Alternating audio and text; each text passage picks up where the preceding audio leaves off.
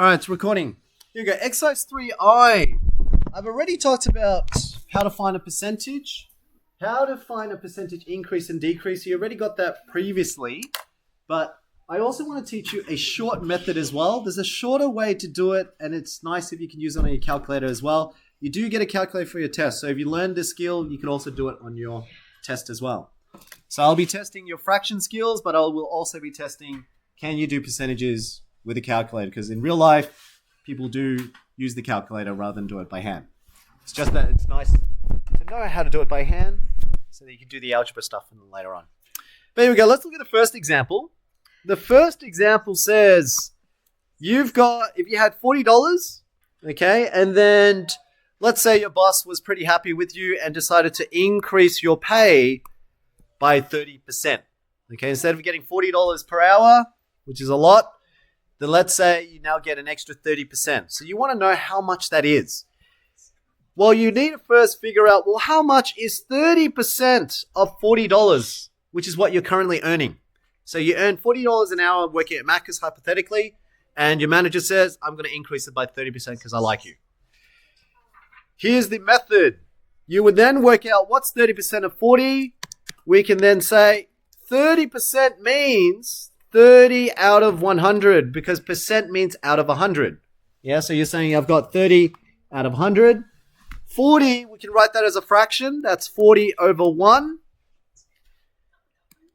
Times is what of means. So of means times. So this is where fraction skills, method 1 is using fraction skills. If you practiced this previously, that's great. I'll teach you the short method right after this one, yeah? Let's find, what can you see that we can simplify? Because before we multiply, there's two numbers I can see. Which two numbers? Belinda?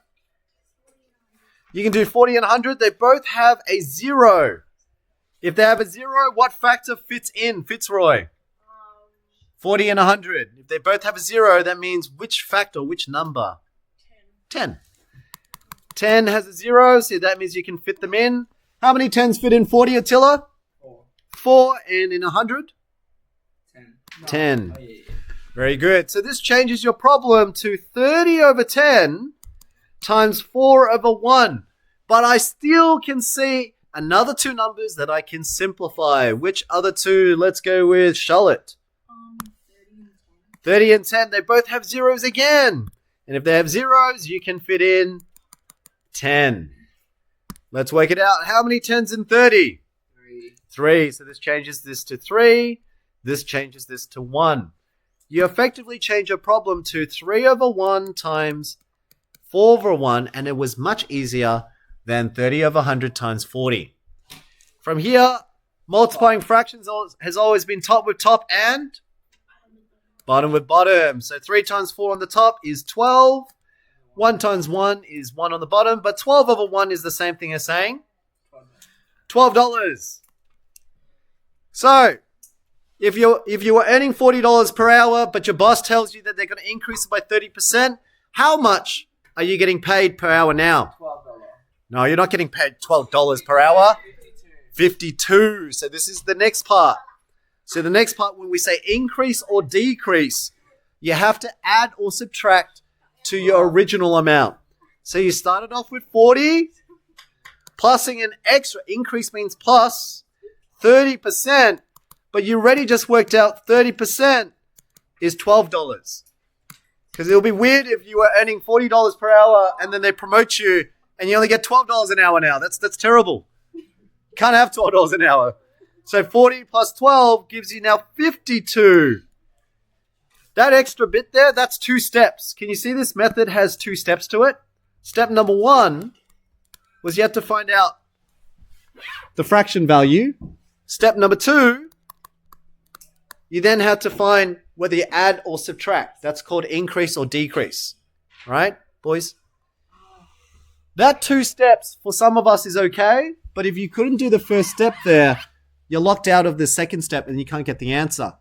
So I'm going to show you a second method that if you had a calculator, you can plug it in once and you get your answer straight off. Let's have a look down here. Method 2. So you know the answer is $52. So if you're earning $40 per hour, 30% increase should make it $52 per hour now, yeah? Here we go. Let's have a look at a method 2.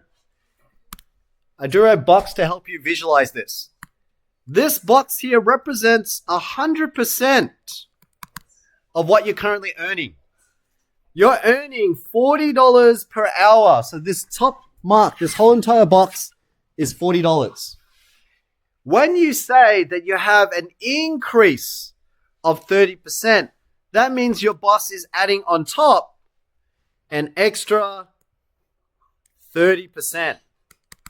So not only are you getting $40 already, you're getting an extra 30% on top. So remember, $40 is 100%. So if they add on another 30%, how much percentage overall are you actually getting?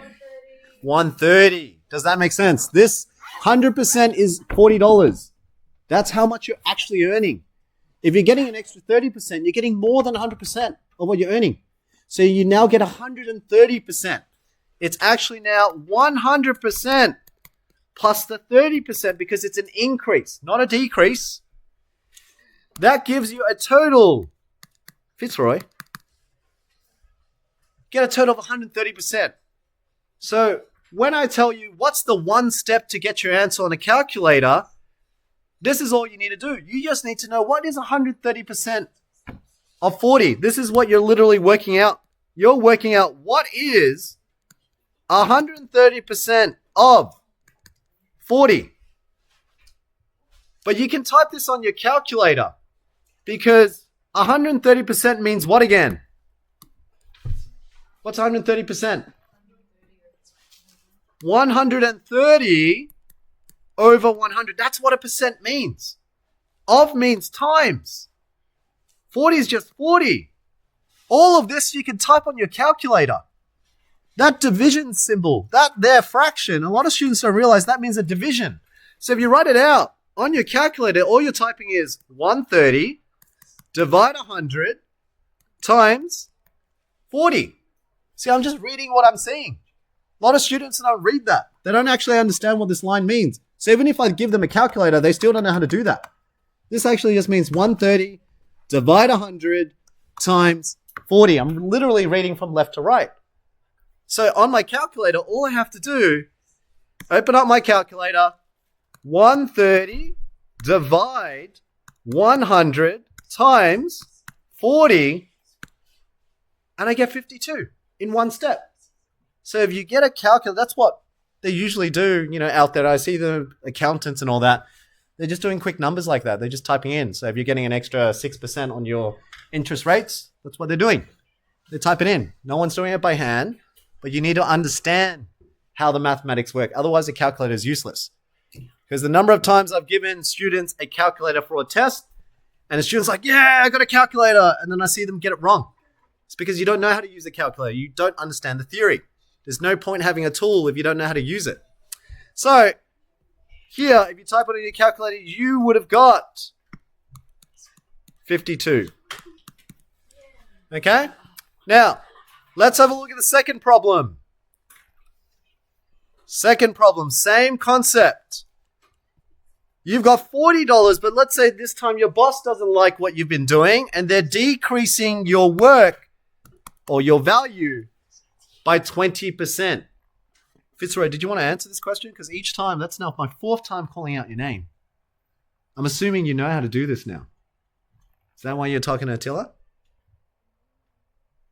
Would you like to answer the question? Okay. Well, then I'll continue if you don't mind. Yeah? So I'll continue with example 2 so that you know how to do it on a calculator. If you had $40 per hour, that's what you're earning. And they're decreasing it by 20%. The problem is that people don't understand what 20% means. So you need to work out what 20% is. Now that takes too long to do. It takes 2 steps. So instead, I'm trying to teach you a second method that makes it easier. The second method, remember, you're getting paid $40 per hour at the moment. This is equivalent to 100%. That's 100% of what you currently have. What the boss is saying is they're decreasing what you currently earn by 20%. So if you're decreasing it, you're not increasing, it's dropping down from 100 down by 20. So how much are you going to get paid? So instead of paying you at 100% of your rate, they're paying you 20% less. So what's the overall percentage? 80%. And you got the 80% by simply taking 100, which is what you started off with. You're decreasing, which is subtracting, by 20%, and you get 80%. So what you're really asking is, how much am I really getting paid? All you have to work out is, what is 80% of 40? And on the calculator, you can work that out. Or you can do it by hand manually as well, but calculator will do that much quicker. 80% just means 80 over 100. Of means times. You got 40. Type in your calculator. That step there just means 80 divide 100 times 40. This is how quick and easy percentages are. And when they say, when you ask, when do you use this in real life? Well, I'm pretty sure when you're working as a cashier or a real estate agent or any bank jobs or accounting jobs, you need to at least know how to do that manually on a calculator. That's what they at least expect, that you can do those counting stuff. So that's at the basic levels of numeracy. On your calculator, you need to know how to punch that in. And you do 80 divided by 100 times 40. So instead of getting $40 per hour, you are now getting paid $32 per hour. And that's a 20% reduction. So what I'm teaching you there is a quicker method on your calculator, or you could have done it by hand manually and you would have got the same answer. Okay? Now, if you flip over to the back notes is actually harder for those who don't know their sort of problem-solving skills. I've given you a formula. Now, even if I give a formula, students still don't know how to use the formula. So I'm guiding you through this. Okay? Here we go. There are times when you want to work out what is the discount or what is the original price. This formula here will tell you, if you know the percentage, whatever the original price is, that will give you your discount or previous discount, right? So what we just did before was 80% times your $40 per hour. You ended up with $32, right? So that's a discount. So you drop down by down by $8, right? This formula here, if you want to work out the original price and you know the discount percentage, you can actually work out what the original price is just from that. So here's an example. Yeah, I've been ignoring you. Okay, so I'm letting you do what you want. After a discount of 25%, a TV was sold for $150. So let's say, you heard someone said, I went to a store, I bought a TV for $150 and they had a 25% discount. But they never told you how much the original price was. But you can work that out. If you know that they got a 25% discount and you know they paid for $150, you can actually work out backwards how much it originally was. Now, some of us don't know how to do that. And that's where the mathematics comes in. If you don't know how to do it, I've given you a formula. But even then, students still don't know how to use a formula. So I've given everything that you can to problem solve. Otherwise, you can think for yourselves and figure out, how would you do that? If you know that there was a discount of 25% on a TV, so how much was the TV originally? Right? And that's a very common problem with like bills. Like when you pay for a bill, at the end of a meal with your friends, they say it's like $210, for example. You don't know. But they said it's $310 including GST. GST is an extra 10%. So how much was it before the GST added on? GST means goods and service tax. So they taxed on top of that. So you're paying an extra tax. So how much was it before the tax? That's what people don't know how to figure out. So that formula I just gave you should allow you to figure out how much was the bill before they added on tax to you as a crew. Okay? So, how do we do this problem? Very easy. How much was the original price? I've given you a formula here. Original price is equal to whatever the discounted or increased price was divided by the percentage. So in the case of the GST problem, if you paid $310 at the end of a meal and you know there was a 10% discount, you do 310 divided by 10%, and they'll tell you how much the original price would have been. Okay? Now with this one, same thing. OG price, original price, is equal to, now you paid $150 and you had a 25% discount. Divide by 25%. Now how do you do that on a calculator? Logically, 150 is just 150. 25%, what does 25% mean again? 25 over 100. You see, as soon as I write it like that, a lot of students from my year 9, 10, 11, and 12 get scared because they don't know how to do fraction on fraction. But if you just read it, this means 150. This means divide. That's 25 on 100. That's 25%. You can literally type all of this on a calculator, which is just 150 divide 25 divide 100. But make sure to put this in brackets because 25 over 100 is 1 unit. That's it. You can type that in the calculator and you get your answer. Or you can do fractions, KFC, keep the first, flip the second, change the sign, and you'd also work it out as well. So this allows you, let's use a CAS calculator, let's find out. 150 divided by, I'm going to put in brackets, 25 divided by 100, close brackets. So I'm saying 150 divided by whatever 25% is. Here we go. Original price was $600. Does that sound right? No, that doesn't sound right. 25%. That doesn't sound right. What's wrong? Where's my formula wrong? Oh, you know what I didn't do? The percentage. You need to account for, you started off with 100%. Sorry. If you had a 25% discount, you got to first work out what the actual percentage is. So I couldn't have put 25% in. Sorry, my bad.